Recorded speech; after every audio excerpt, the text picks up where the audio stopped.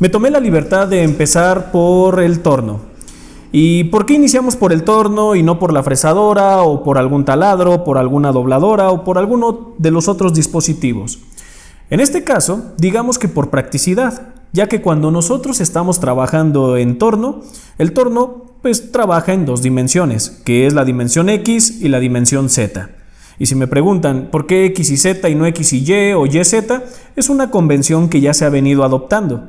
Entonces, recuerden, cuando trabajamos con torno, estamos trabajando con ejes XZ.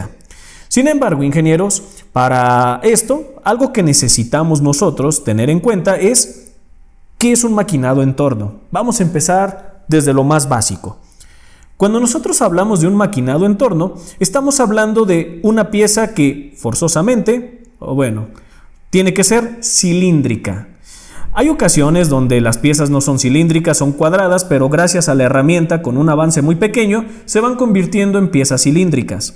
Entonces, cuando nosotros vamos a trabajar con el torno, estamos hablando de que vamos a trabajar con piezas cilíndricas. Ahora, ingenieros, hay diferentes procesos que podemos hacer con el torno.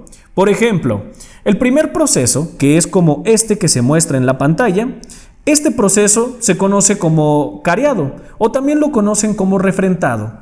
¿Qué hace este proceso? Porque, por cierto, antes de ello, ingenieros, esta es la pieza, esto que se muestra aquí es la pieza y esto que se muestra aquí es la herramienta. Cuando nosotros trabajamos con un torno, estamos trabajando con un proceso de manufactura que se llama un proceso de corte por viruta.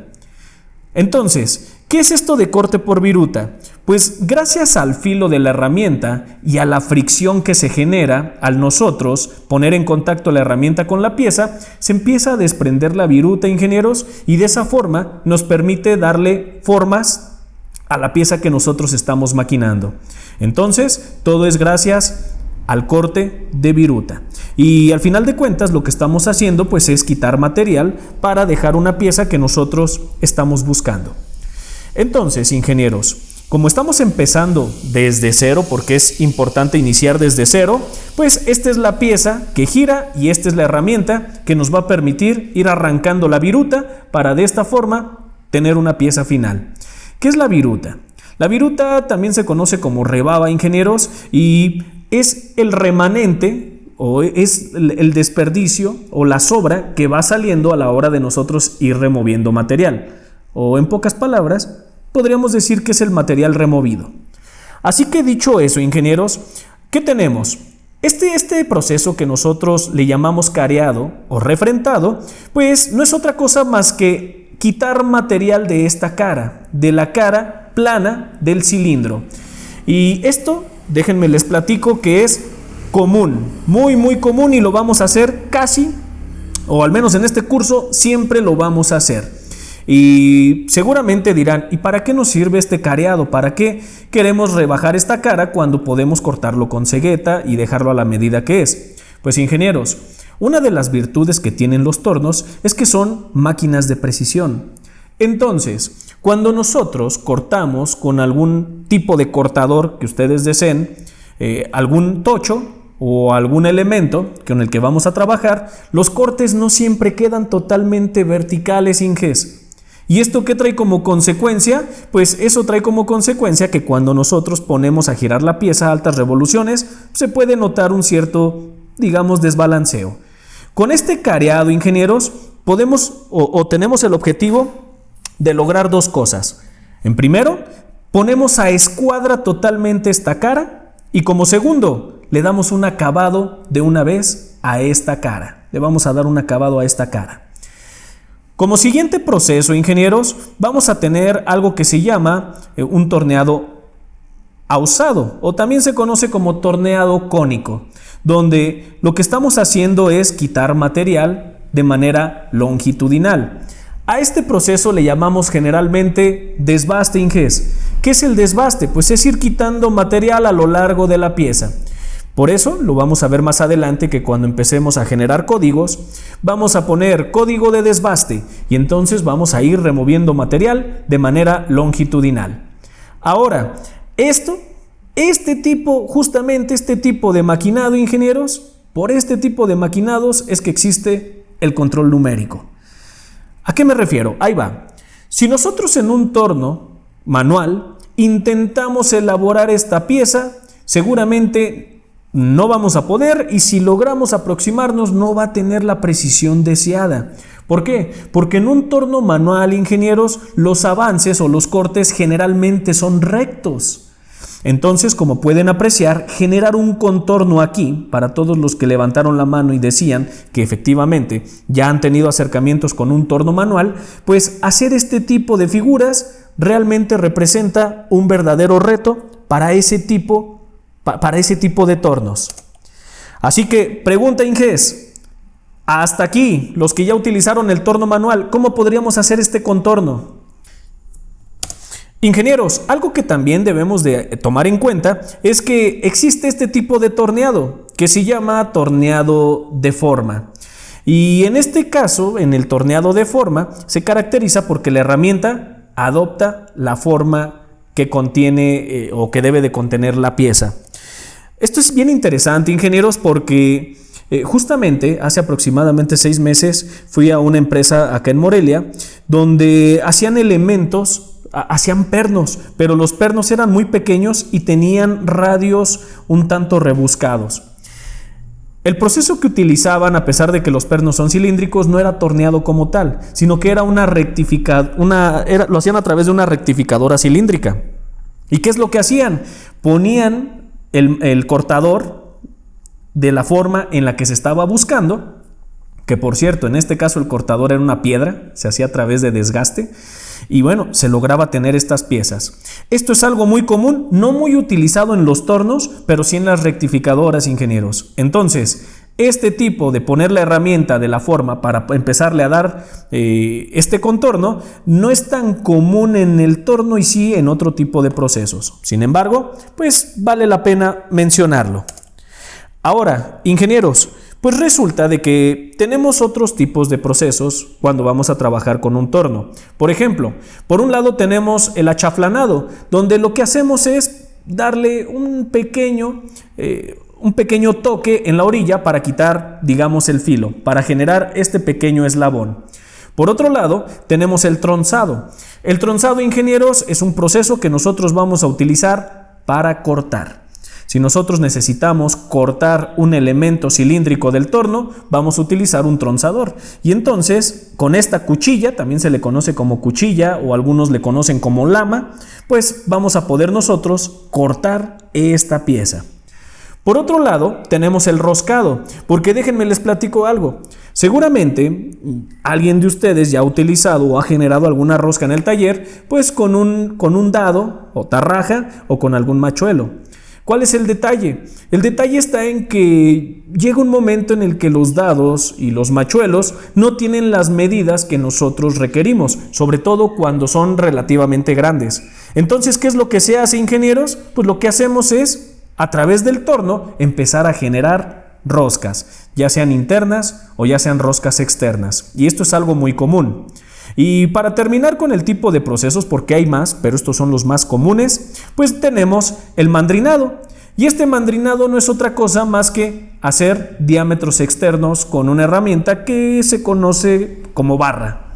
Entonces, Inges, de esta forma nosotros vamos haciendo o vamos generando un diámetro interno.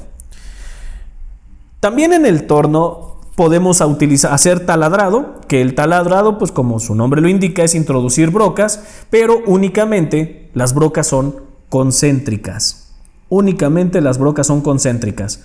Hay algunos tornos ya bien sofisticados que en la torreta, ahorita les voy a decir lo que es la torreta, en la torreta ya traen algunos husillos, los cuales permiten posicionarse y hacer que gire la broca, y entonces esto permite no necesariamente hacer barrenos que sean concéntricos.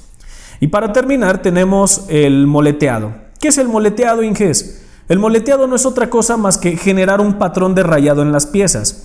Y esto para dar algún acabado, sobre todo cuando se requieren piezas donde necesitamos mayor fricción. Les voy a poner un ejemplo.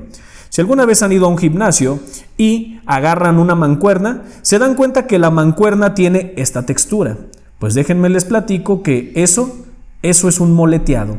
Los diablitos que utilizamos para subir gente atrás en las bicis también tienen un patrón de rayado similar. Eso es el moleteado. ¿Para qué sirve? Para aumentar la fricción. Vamos a entrar un poco ya al tema, ingenieros, del control numérico. ¿Cómo pasa esto? Pues actualmente ya hay una gran cantidad de herramientas que nos evitan el estar escribiendo los códigos de línea por línea. Sin embargo, todavía ese no es nuestro caso.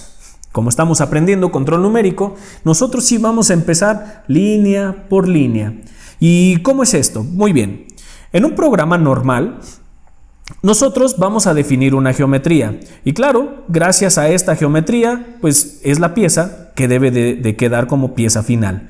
Sin embargo, una vez que nosotros tenemos la geometría definida, vamos a generar las líneas, los caminos o los trazos de la herramienta. Es decir, nosotros vamos a ir delimitando por dónde debe de pasar la herramienta, dónde debe de cortar y dónde debe de salir. Después vamos a definir algunos parámetros después de los trazos, algunos parámetros como la velocidad de osillo, conocida como velocidad de corte, también el avance y algunas otras funciones que vamos a ver más adelante.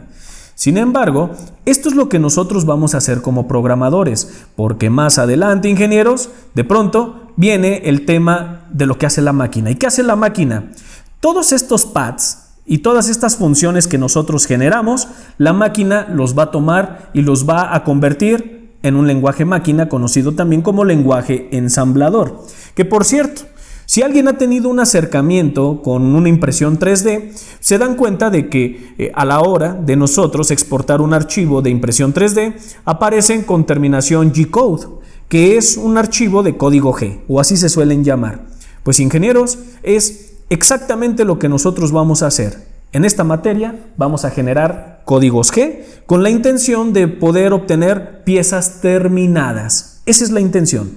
Entonces, Inges, pues dicho eso, ¿qué vamos a tener? Pues que una vez que nosotros ya pusimos los paths que se adaptan a la geometría, se interpreta la computadora y entonces ahora llega el momento de poner el offset de la máquina. ¿Y qué es el offset de la máquina?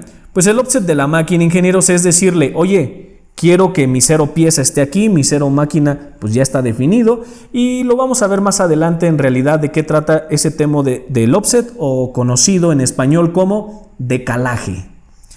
Después viene la fase de la edición.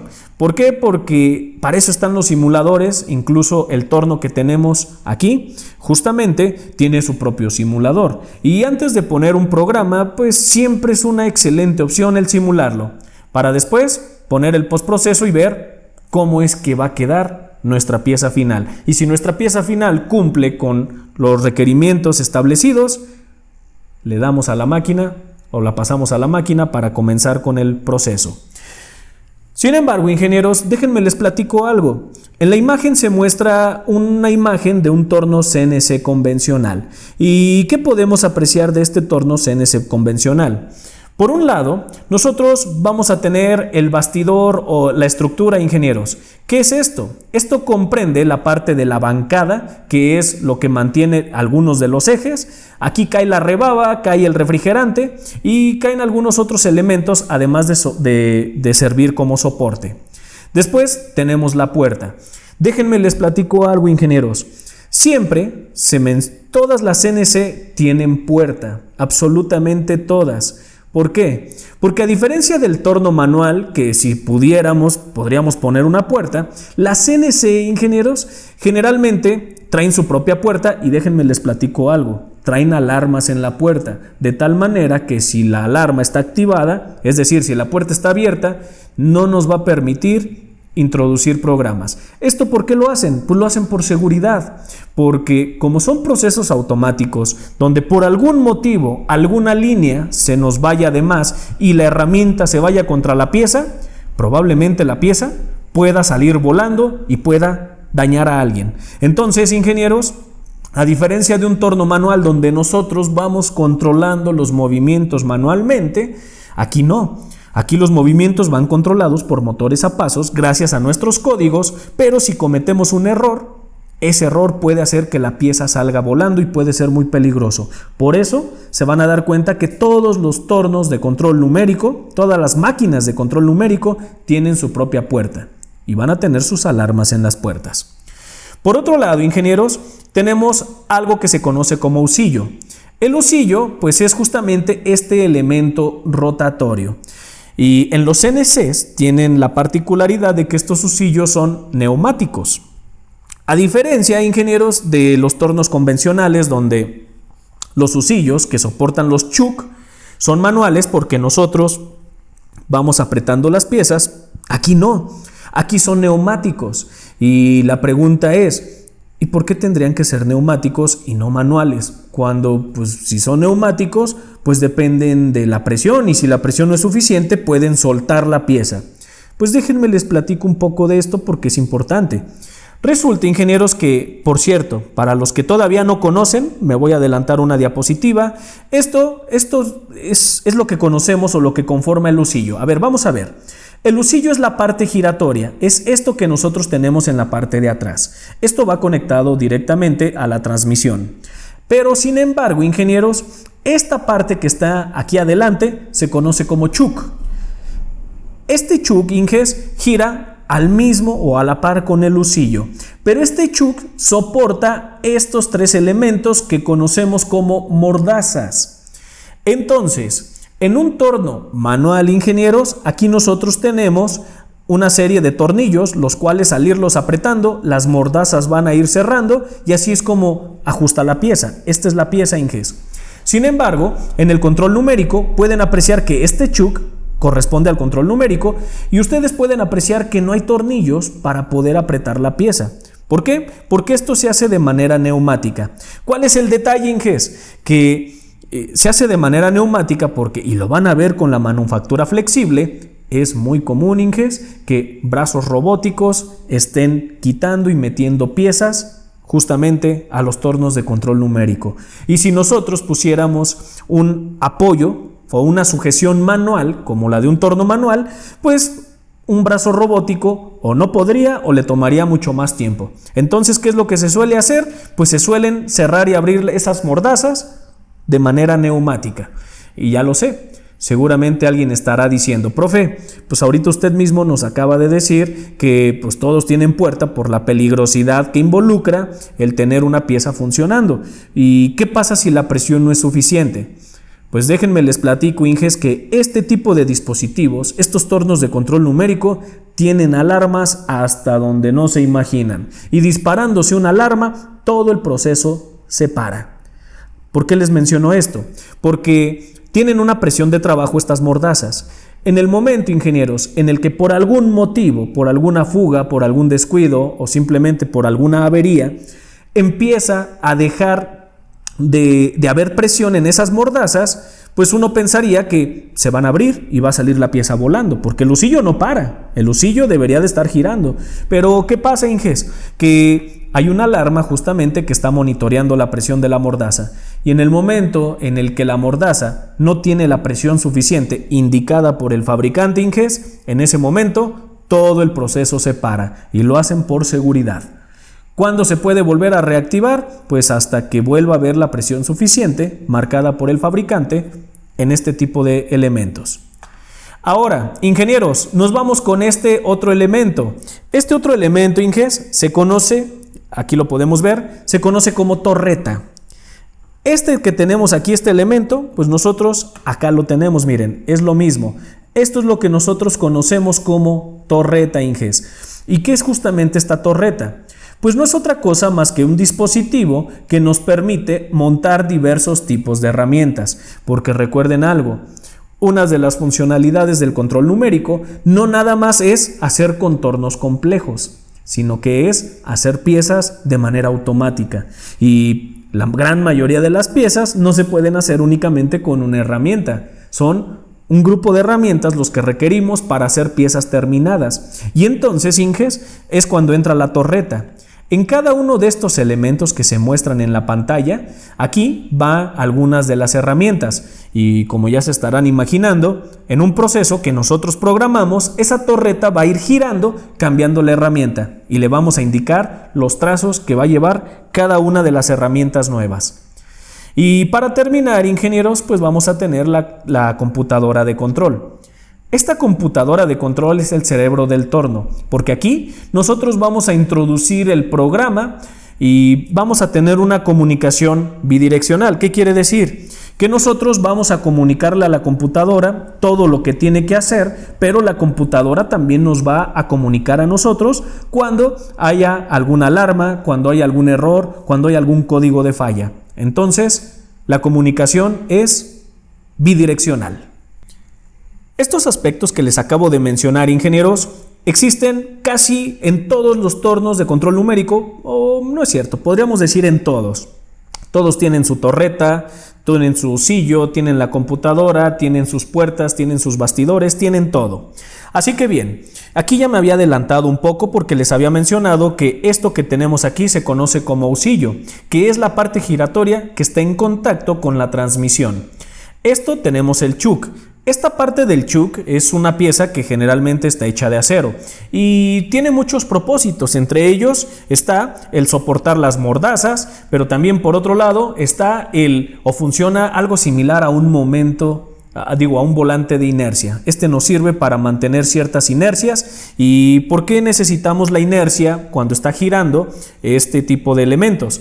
Porque vamos a ver, ingenieros, cómo lo ideal para tener avances constantes es que siempre se mantenga la misma velocidad constante. Y gracias a la masa del chuck, porque es una masa significativa, podemos tener o podemos mantener ciertas inercias. Así que bien, ahora ingenieros, así es más o menos como funciona un torno de control numérico. Observen ustedes. Por este lado nosotros vamos a tener al usillo y la herramienta va montada en la torreta. Pero atención, la torreta por sí sola no trae la herramienta. Estos elementos que se ven aquí en color negro se llaman portaherramienta o holders. Estos portaherramienta, ingenieros, nos sirven, como su nombre lo indica, para soportar la herramienta dentro de la torreta. Como quien dice, el portaherramienta va unido a la torreta y la herramienta va unido al portaherramienta. Y aquí nosotros tenemos una herramienta convencional. Ahora, este proceso que se muestra aquí, ingenieros, es lo que les decía. Resulta que hay algunas torretas que traen usillos y aquí ustedes pueden apreciar cómo este elemento que tenemos aquí es un usillo y este usillo nos permite hacer perforaciones que no son concéntricas. Yo lo sé que los que no han tenido todavía acercamientos con un torno de manera o que no han tenido acercamientos con un torno, pues en realidad, Inges, todavía no dicen pues cómo es que una herramienta es céntrica o es concéntrica y demás, pero ahorita lo vamos a ir viendo. Así que bien, cosa importante, ingenieros, mucha atención. Esto que nosotros tenemos aquí es una herramienta. Si ustedes observan, es lo mismo que se muestra aquí. Al momento de estar en contacto, esta parte amarilla, que es el filo, o bueno, le llamamos pastilla, pero ahorita les voy a decir que es el filo. En el momento de estar en contacto con la pieza, va a empezar a cortar. Y déjenme les platico algo, Inges. Esto que tenemos aquí es el portaherramienta. Y esto que tenemos aquí, ingenieros, en color amarillo, este es el porta inserto. Y esto que tenemos en color amarillo se conoce como inserto o también lo conocen como pastilla, Inges. A ver, ¿qué es esto? ¿Cómo funciona esto de los insertos y de las pastillas? Bueno, déjenme les platico, ingenieros, que generalmente estos insertos están hechos con carburos. ¿Y qué es el carburo? Los carburos son tienen la particularidad de endurecer los materiales. Siempre que hay generación de carburos, estamos hablando de que son materiales muy duros. ¿Y por qué necesitamos que justamente estas pastillas sean duras? Porque como ya sabemos, cuando hablamos de la resistencia de un material duro, pues es muy resistente al desgaste. Y en este caso, como nosotros estamos utilizando el corte por viruta, es decir, estamos utilizando la fricción, pues justamente por ese motivo necesitamos que estos materiales sean muy resistentes a la a la fricción. Y de esta forma, pues obviamente, entre más duro sea el material, pues nos favorece porque va a desgastarse menos y vamos a tener que estar cambiando con menos frecuencia estos insertos. Vamos a hablar más adelante de los insertos, ingenieros. Lo que ahorita quiero que quede claro con esta diapositiva es lo que se conoce como Imaginary Tooltip. ¿Qué es esto? Resulta, ingenieros, que estos ejes que nosotros tenemos como X y Z, vean cómo aquí se repiten, inges, pues son ejes imaginarios. Son ejes imaginarios que nos sirven para referenciar algunos aspectos de estos insertos. Los insertos, recuerden que es la parte que está en contacto con la pieza y es lo que corta. Entonces, ¿por qué los ponemos? Bueno, porque resulta, ingenieros, que a lo mejor ustedes no todos lo sabían, pero con estos tornos podemos alcanzar precisiones muy significativas de milésimas de pulgada. Podemos alcanzar tolerancias muy justas con este tipo de dispositivos. ¿Qué quiere decir? Que podemos hacer piezas extremadamente precisas. Pero ¿por qué les menciono esto? Bueno, porque ¿qué pasa, Inges? Pues resulta de que, como pueden apreciar, aquí se está formando un ángulo de 90 grados entre los ejes y aquí se forma un redondeo en esto que conocemos como filo. Este es el filo de la herramienta y es lo que está en contacto con la pieza, esta zona de aquí.